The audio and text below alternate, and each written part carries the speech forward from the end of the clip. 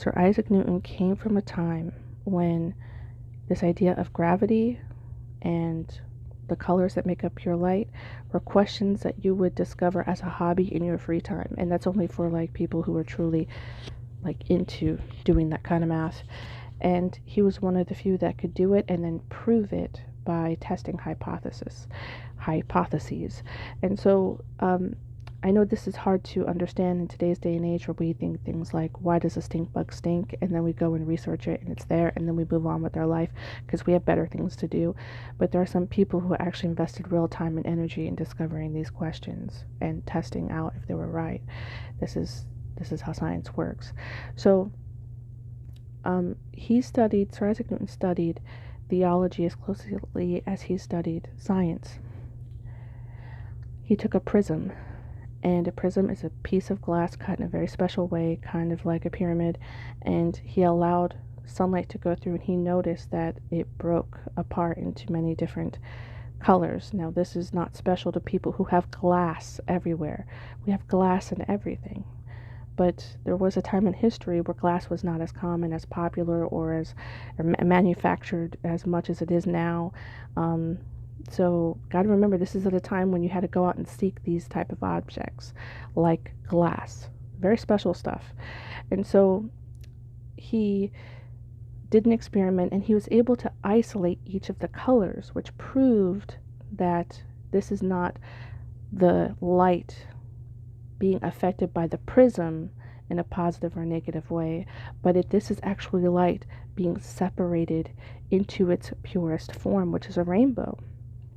So it doesn't seem like much of a discovery to us, but he published this whole book on it. It's like the beginning of many things for science.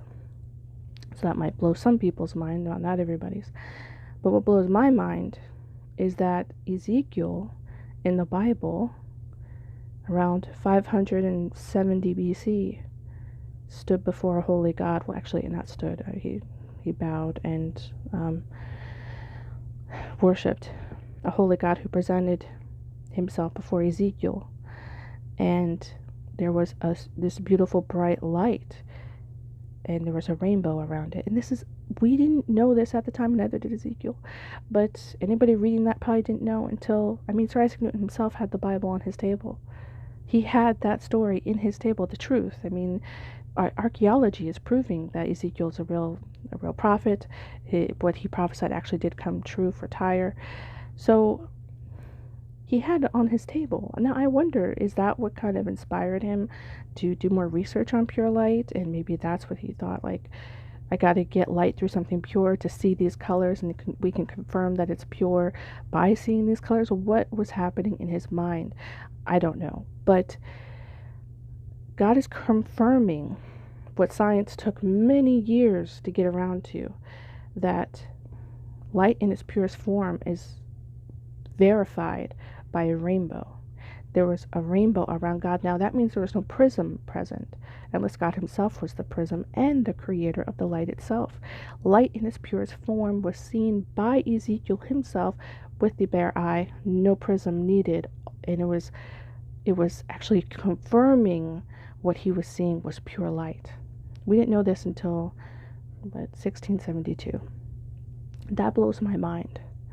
That means science is slower than molasses when it comes to what God is revealing, just casually, just meeting up with people, and he's just revealing, yep, pure light has a rainbow. The light in its purest reveals rainbows.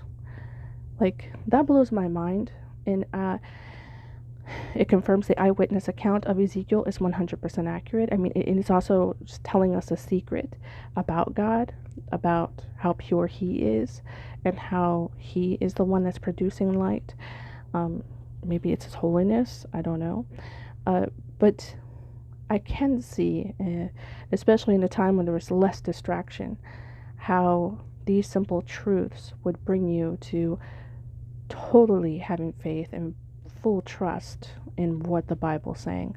If you were the person who discovered that, you were the one who had to do the math on that, and you looked at the Bible and saw, wow, this is proving what he saw was true.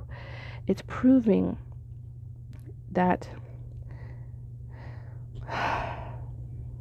or that the Bible's real, and that Jesus is King, and that we should repent.